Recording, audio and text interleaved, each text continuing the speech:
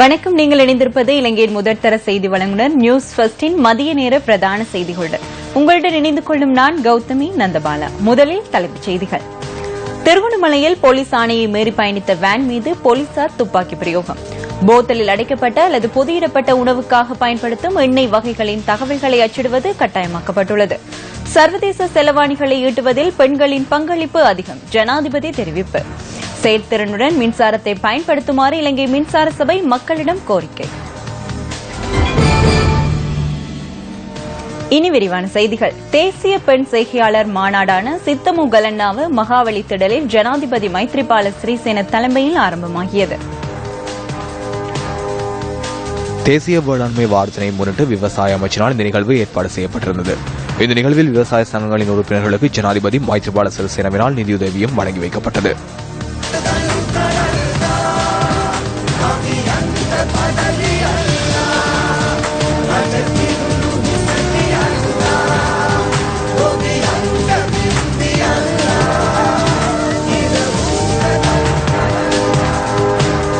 මේ රට විදේශ විනිමය ගේන්නේ සම්පූර්ණ අපේ රටේ කාන්තාව. ලක්ෂ 15කට වැඩි சர்வதேச செலவாணிகளில் பல பெண்களின் ஆலையை பெற்றுக் கொள்ளப்படுகின்றன.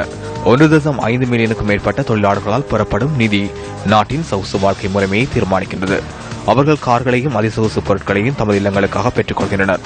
பெண்களுக்கு சமத்துவம் வழங்குவதில் இனிமேலும் தயக்கம் கூடாது. அரசியல், தொழில்நுட்பம், நிர்வாகம், அறிவு மற்றும் நுட்பத்திறனில் பெண்கள் ஆண்களைப் போன்று சிறந்து விளங்குகின்றனர். அமெரிக்காவிலும் சில நாட்களில் இது உறுதியாகும். ஊழல் புரளிகளில் பெண்கள் ஈடுபடுவதும் குறைவாகவே உள்ளது. කාන්තාව ඉතාම ප්‍රබල පිරිමියාට වඩා ඉදිරියෙන් ඉන්න කෙනෙක් ලෝකෙ. සෑම තැනම. දේශපාලනෙත් එහෙමයි. තාක්ෂණෙත් එහෙමයි. පරිපාලනෙත් එහෙමයි. හෙට අනිද්දා බොහෝ වෙලාවට ඇමරිකාවේ ප්‍රතිඵලත් එසේ වෙන්න ඉඩ තියෙනවා. අපේ ගොවිතැනට විශාල ශක්තියක් ලබා දෙන මේ කාන්තාව සඳහා වැඩපිළිවෙලක් හදලා 25 வருடங்களின் பின்னர் நமது நாட்டில் விவசாயத்துறை சார் பெண்களுக்கு சிறந்த திட்டங்களை உருவாக்கியுள்ளோம். உங்களது சங்கங்கள் அமைச்சினூடாக நிர்மாணத்துவம் பெறும் என்பதை நாங்கள் உறுதி செய்கின்றோம். இந்த வருடத்தின் இறுதியில் 25,000 சித்தமு பெண்கள் சங்கங்களை உருவாக்கி சமூகத்தில் தன்னிடத்தை உருப்பெற வைப்போம். කාන්තාවන්ට පිළිගැනීමක් ලබා දීලා සෑම ගමකම සිතමු කාන්තා සමිති 25,000ක් ලියාපදිංචි වෙනවා. திருகோணமலை முச்சந்தியில் போலீசாரின் சமிக்ஞையை பொருட்படுத்தாது பயணித்த வேன் ஒன்றின் மீது போலீசார் துப்பாக்கி பிரயோகம் மேற்கொண்டுள்ளனர். இந்த சம்பவம் இன்று காலை இடம்பெற்றுள்ளது. இந்த துப்பாக்கி பிரயோகத்தில் காயமடைந்த இருவர் திருகோணமலை போதனா வைத்தியசாலையில் அனுமதிக்கப்பட்டுள்ளனர். திருகோணமலை நீதிமன்றம் முச்சந்தியால் பயணித்த வாகனத்தை பரிசோதிப்பதற்காக வாகனத்தை நிறுத்துமாறு போலீசார் அறிவுறுத்திய போதிலும் வாகனத்தை நிறுத்தாமல் சாரதி பயணித்துள்ளார். இதனைத் தொடர்ந்து போலீசார் வாகனத்தின் மீது துப்பாக்கி பிரயோகம் மேற்கொண்டுள்ளனர். மேலதிக விசாரணைகளுக்காக வேனின் சாரதியையும் வேனையும் திருகோணமலை போலீசார் தடுத்து வைத்துள்ளனர். போத்தலில் அடைக்கப்பட்ட அல்லது பொதியிடப்பட்ட உணவுக்காக பயன்படுத்தும் அனைத்து எண்ணெய் வகைகளினதும் சில்லறை அல்லது மொத்த விற்பனையின் போது சகல உற்பத்தியாளர்கள், விநியோகஸ்தர்கள் மற்றும் விற்பனையாளர்கள் ஒரே மாதிரியாக அவற்றின் தகவல்களை தெளிவாக அச்சிட வேண்டும் என நுகர்வோர் விவகார அதிகார சபை வர்த்தமானி மூலம் அறிவித்துள்ளது.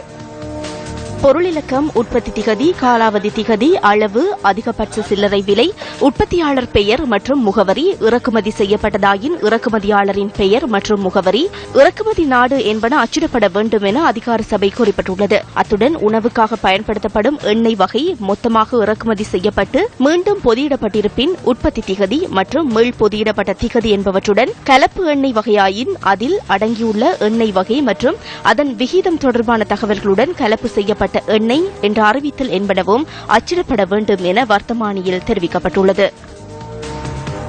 தோட்ட தொழிலாளர்களின் 1000 ரூபாய் சம்பள உயர்வு கோரிக்கை தொடர்பில் தொழில் மற்றும் தொழிற்சங்க உறவுகள் அமைச்சர் WDJ செனவிரத்ன கருத்து தெரிவித்தார்.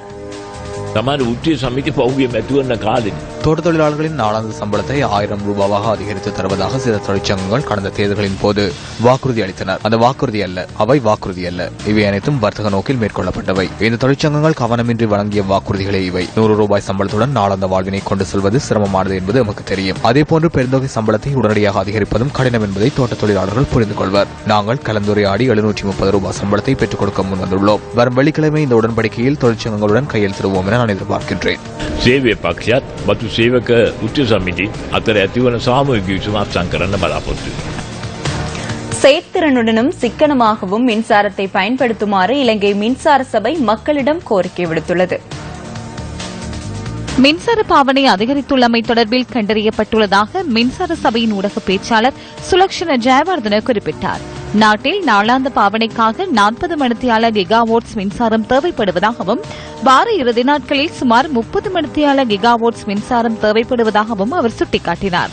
இது தவிர நாளாந்த மின்சாரத்திற்கான கேள்வியில் சுமார் 15% மின்சாரம் நீர்மின் உற்பத்தியின் மூலமே பெற்றுக் கொள்ளப்படுவதாகவும் நீர்த்தேக்கங்களின் நீர்மட்டம் 51% வரையில் காணப்படுவதாகவும் மின்சார சபையின் ஊடக பேச்சாளர் கூறினார். பதுளை மகியங்கன பிரதான வீதியில் மோட்டார் சைக்கிள் ஒன்றும் லொரியொன்றும் மோதி விபத்துக்குள்ளானதில் ஒருவர் உயிரிழந்துள்ளார். மகியங்கனையில் இருந்து பதுளை நோக்கி பயணித்த லாரி லக்ல பகுதியில் மோட்டார் சைக்கிளுடன் மோதி விபத்துக்குள்ளாகியுள்ளது. இந்த விபத்தில் மோட்டார் சைக்கிளை செலுத்திய 40 வயதுடைய நபரை உயிரிழந்துள்ளார். விபத்துடன் தொடர்புடைய லாரியின் சாரதி கைது செய்யப்பட்டுள்ளதுடன் விபத்து தொடர்பிலான மேலதிக விசாரணையை மகியங்கனை போலீசார் முன்னெடுத்து வருகின்றனர்.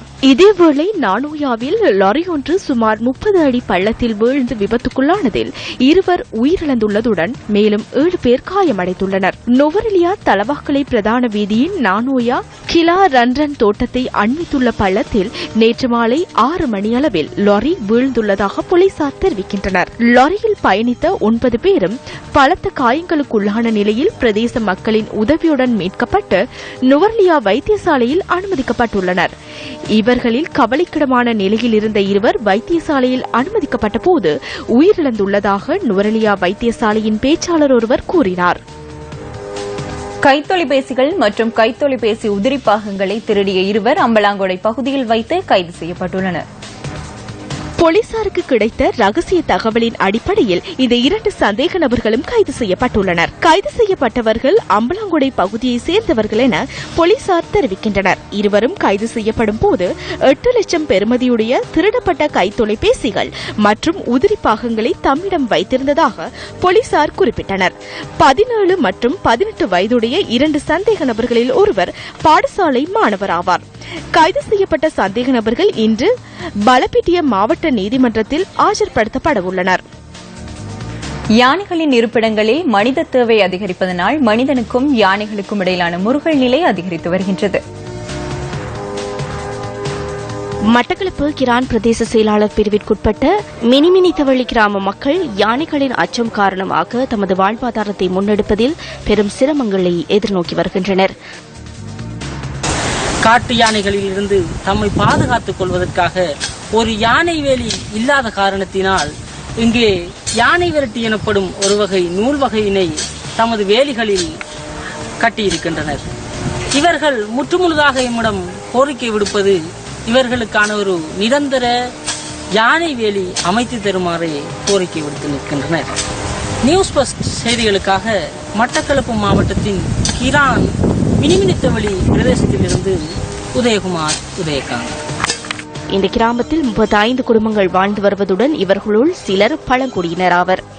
யானைகளின் அட்டகாசம் காரணமாக இரவு முழுவதும் கண் விழித்து அச்சத்துடனேயே வாழ்வதாக இந்த கிராம மக்கள் கவலைப்படுகின்றனர். சிறு பிள்ளைகளை பாடசாலைகளுக்கு அனுப்புவதிலும் மீண்டும் அவர்களை வீட்டிற்கு அழைத்து வருவதிலும் பாரிய சிரமங்களை தாம் எதிர்நோக்குவதாக மக்கள் தெரிவிக்கின்றனர். எங்கள் கிராமத்தில் சரியான யானை பிரச்சனை. இரவையில் கிடக்கிறது கடும் கஷ்டமாக இருக்குது. போக்குவரத்து கஷ்டம். பகலையே அடிக்குது, இரவிலையே அடிக்குது. யானை தொல்லை கடும் தொல்லையாக இருக்குது எங்கள் கிராமத்தில். பின்னரத்தில் தண்ணிக்கு போயிடலாம், வரையிலாம், குளிக்கலாம், போக்குவரத்துக்கு யானை அடிக்குது. இப்போ கிட்டத்துலேயே கூட யானை அடிச்சு இதால் கடும் கஷ்டமாக இருக்குது. முறுத்தான அக்ரானைக்கெல்லாம் யானை வேலி போட்டு கொடுக்குறதுக்கு இந்த கேட்டிருக்கிறாங்க. இது நாங்கள் நிறைய காலமாக பழங்குடி மக்கள் 40 குடும்பம் இந்த மினவ தொழில்களை இருந்து வாழ்கிறோம். வாழ்ந்து கொண்டு இருக்கிறதால எங்களுக்கு ஆலயம் கஷ்டமாக இருக்கு. இப்போ இன்றைக்கு சத்தியாக்கள் இந்த கதைக்க சொல்லி நாங்கள் கதைக்கிறோம். ஆனால் இந்தியாவில் இவங்களை யானை அடித்தாலும் எங்களோட வீட்டை உடைச்சாலும் எங்களோட தென்னம்பிள்ளைகளை திண்டாலும் எங்களோட பயிர்களை திண்டாலும் ஒரு அரசாங்கம் எங்களை பார்க்கறதும் இல்லை, கேட்கறதும் இல்லை. தமது வாழ்வாதார பயிர் செய்கைகள் மற்றும் விளை நிலங்களை யானைகள் சேதப்படுத்துவதனால் தாம் பொருளாதார சிக்கல்களையும் எதிர்நோக்குவதாகவும் உயிரிழப்புகள் பதிவாகியுள்ளதாகவும் மினிமினித்தவழி கிராம மக்கள் தெரிவிக்கின்றனர். யானை வேலி அமைத்து தந்து தமது உயிர்களையும் உடைமைகளையும் பாதுகாத்து தருமாறு மக்கள் உரிய அதிகாரிகளிடம் கோரிக்கை விடுக்கின்றனர். மருத்துவமனையில் சிகிச்சை பெற்று வரும் தமிழக முதல்வர் ஜெயலலிதா ஜெயராம் நலம் பெற வாழ்த்துவதாக மத்திய நிதியமைச்சர் அருண் ஜேட்லி தெரிவித்துள்ளார்.